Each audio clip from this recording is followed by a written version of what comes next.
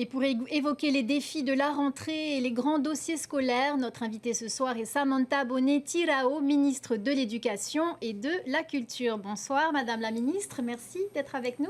Bonsoir et merci pour cette invitation. Alors on vient de le voir, les familles se préparent pour la rentrée, mais la baisse de la natalité se confirme au Fénois avec un taux de 1,6 par femme en 2025. La rentrée dernière a déjà vu des fermetures de classes. Faut-il craindre d'autres fermetures pour cette rentrée ? Depuis 2020, on insiste quand même avec une baisse effective dans les classes, qui est évidemment due à cette baisse de la natalité, avec une répercussion sur les classes, notamment dans les archipels éloignés. Chaque rentrée scolaire, nous effectuons à nouveau un comptage d'élèves pour ajuster au mieux ces cartes scolaires et voir éventuellement quelles sont les classes que nous devons absolument fermer et quelles sont celles que nous pouvons préserver. L'idée, évidemment, est de conserver toutes les classes avec les moyens dont nous disposons. Il faut savoir au fait que nous dépendons des moyens pour ouvrir ou fermer des classes et le dilemme c'est toujours aussi est-ce que je privilégie les moyens dans une classe pour qu'elle reste ouverte ou est-ce que j'en garde encore un peu pour privilégier le remplacement d'enseignants en cas d'absence. Est-ce qu'on arrive à préserver les écoles dans les îles les plus éloignées ? Dans les îles, disons, au fait, alors ce qu'il faut quand même, c'est particulier, et en tout cas c'est spécifique. Dans les archipels éloignés, nous avons des écoles à une classe avec plusieurs niveaux et un enseignant qui assure plusieurs niveaux. C'est là aussi, il faut dire qu'on a une aptitude grande à organiser les enseignements lorsque nous avons des multiniveaux. Au jour d'aujourd'hui, on n'a pas fermé réellement de classes, on ferme plutôt les petites classes comme les STP ou encore on a du mal certainement à remplacer parce que le contexte géographique fait que les remplacements se complexifient. Alors justement, la baisse démographique touche le primaire, vous le disiez. Quelle est la suite pour le collège ? Pour le collège, alors il faut savoir aussi qu'on dépend, comme dans le premier degré, des moyens dont nous disposons. On peut se retrouver avec des classes surchargées. Quand je dis surchargé, c'est important parce qu'au fait, les effectifs doivent être travaillés de manière à permettre un enseignement qui soit de qualité. Et donc les chefs d'établissement jonglent en fonction du nombre de classes qu'ils ont, mais aussi en fonction du nombre de professeurs dont ils disposent chaque année. Alors, autre sujet, les Jeux du Pacifique. Et justement, à un an de ces Jeux, pas mal de chantiers sont en cours sur les infrastructures sportives. Comment vos services s'organisent avec les établissements scolaires pour que les élèves conservent leurs cours de PS? Avant de répondre à la question sur les services, je voudrais d'abord répondre sur les questions par rapport aux enseignements. Les professeurs de PS et nos inspecteurs ont travaillé sur la réorganisation des enseignements en éducation physique et sportive et ont réorienté au maximum les équipes vers des apprentissages en pleine nature, les activités en pleine nature, des triathlons et les duathlons. Ça, c'est déjà une première réorganisation. La deuxième, c'est que en fonction des discussions qu'il y a eu, on a privilégié les établissements les plus impactés sur des infrastructures importantes, notamment lorsque des élèves doivent passer des examens ou des évaluations spécifiques en lien avec les diplômes à passer. Et puis, il faut le souligner et remercier les communes et les confessions religieuses qui mettent à disposition des sites, des salles. C'est le cas, par exemple, du Mont Tabor, pour lesquels nous sommes en discussion.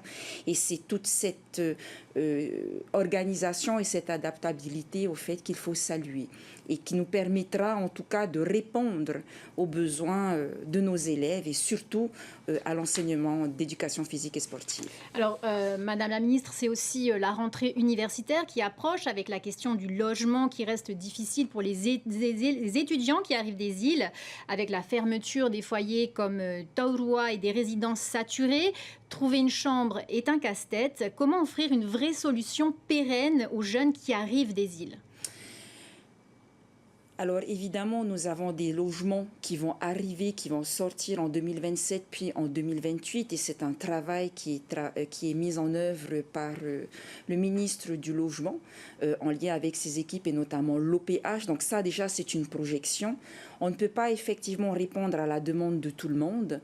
Néanmoins, on a une méthode de classement des élèves au fait qui peuvent accéder au centre d'hébergement Supareita, au Tomorrow ou encore à la cité universitaire. Et c'est tout le travail que nous menons ensemble actuellement. On a également mis en place des groupes de travail avec l'État, le pays évidemment, mais aussi l'Université de la Polynésie française et le Crous national, qui consiste au fait d'abord à faire un état des lieux de toutes les aides qui existent et ensuite de voir comment est-ce que nous pouvons mieux les coordonner pour augmenter les aides durant tout le parcours scolaire. Pas uniquement quand on fait des études supérieures, mais durant tout le parcours scolaire. Et le but, au fait, est de développer ces aides pour que nos élèves puissent accéder à des hébergements qui puissent leur permettre de poursuivre leurs rêves et atteindre leurs objectifs en tant qu'étudiants.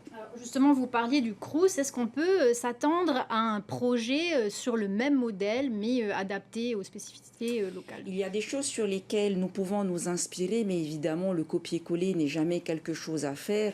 En revanche, il y a des aides sur lesquelles nous pouvons nous appuyer, puisque ce sont des aides aussi qui sont mises en place par l'enseignement supérieur et par l'État. Il faut donc s'appuyer sur ces leviers et voir comment est-ce que nous pouvons les adapter au maximum pour répondre aux besoins de nos étudiants en Polynésie française.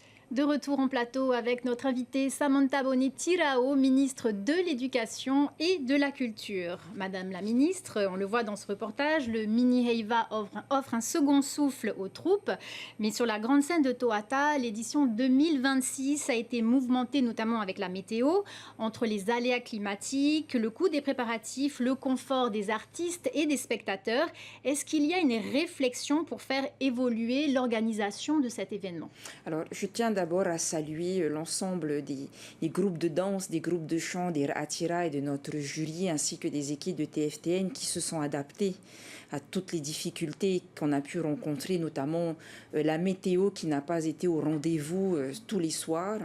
Ce qu'il faut savoir, c'est qu'au fait, le gouvernement envisage bien évidemment de couvrir Toata. C'est une ambition que nous souhaitons tous et que nous allons poursuivre, notamment pour permettre au groupe de se produire, on va dire, avec le moins de difficultés possible sur l'espace dédié à la promotion et à la valorisation de la culture. Donc ça, déjà, c'est une solution que nous pouvons apporter. Évidemment, c'est une solution sur du long terme parce qu'au fait, la couvrir, c'est une chose, mais il faut la couvrir en discutant avec les chefs de groupe. C'est pour eux que nous le faisons, c'est pour notre culture. On ne peut pas faire seul dans notre coin. Donc ça rentre aussi dans l'échéance que nous avons prévu. Nous espérons, en tout cas c'est mon vœu pieux, de montrer un projet, en tout cas expliquer à quoi ça pourrait ressembler en juillet 2027 pour expliquer un petit peu nos ambitions. Mais ça c'est sur du long terme. Sur du court terme, évidemment, nous sommes en train de réaliser une cartographie des lieux qui existent et qui pourraient accueillir ces répétitions. Puis c'est un travail de longue haleine qui doit évidemment être mené avec nos communes, qui sont aussi les soutiens de notre culture. Et c'est, voilà, par exemple, quelque chose qui va se faire sur du moyen terme. Et après, l'idée, c'est de penser de manière globale comment est-ce qu'on peut mettre des espaces à disposition qui soient protégés, mais qui puissent aussi leur permettre, en toute liberté, de répéter et de manifester leur expression de l'amour de la culture qu'ils portent aujourd'hui. Alors, dernière question, vous venez d'être nommée inspectrice de l'éducation nationale, une fonction à prendre dès le 1er septembre. Allez-vous quitter le gouvernement? Alors, je n'ai pas l'intention de quitter le gouvernement. Je souhaiterais sincèrement finir le travail qui m'a été confié, notamment la Convention État-Pays, la Charte de l'éducation que j'ai à cœur. Je voudrais terminer ces missions. J'ai demandé à Paris si je pouvais finir mon mandat et prendre mes fonctions après. Ce serait en bonne voie. J'attends aujourd'hui la réponse officielle, mais je reste persuadée que Paris aura entendu ma requête parce qu'elle sait qu'aujourd'hui, je tiens vraiment à travailler au service de mon pays et des enfants qu'elle accueille aujourd'hui. Ça sera le mot de la fin. Merci, Madame la Ministre, d'avoir été avec nous ce soir en plateau. Merci beaucoup.